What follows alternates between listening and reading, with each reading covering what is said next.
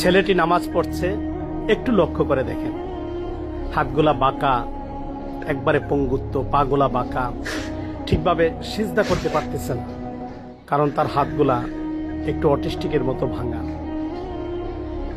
হাতগুলা সঠিক জায়গায় নেই, পাগুলা সঠিক জায়গায় নেই। এরপরও সে কষ্ট করে দাঁড়িয়ে নামাজ আদায় করার চেষ্টা করছে। এই যে দেখেন, রুকু করতেছে কিন্তু করতে পারতেছে না।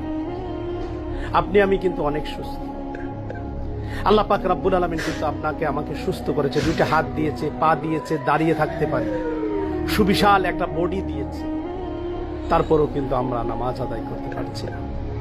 একটু ভাবেন, এই পঙ্গু ছেলেটা যদি এইভাবে কষ্ট করে আল্লাহকে সেজদা করতে পারে, রুকু করতে পারে, হাতটা সমানভাবে মিশাতে পারছে না, সঠিকভাবে সে বসতে পারছে না, তারপরেও সে কষ্ট করে নামাজ আদায় করছে, ভাই আমরা কি তার চেয়ে ভালো নেই?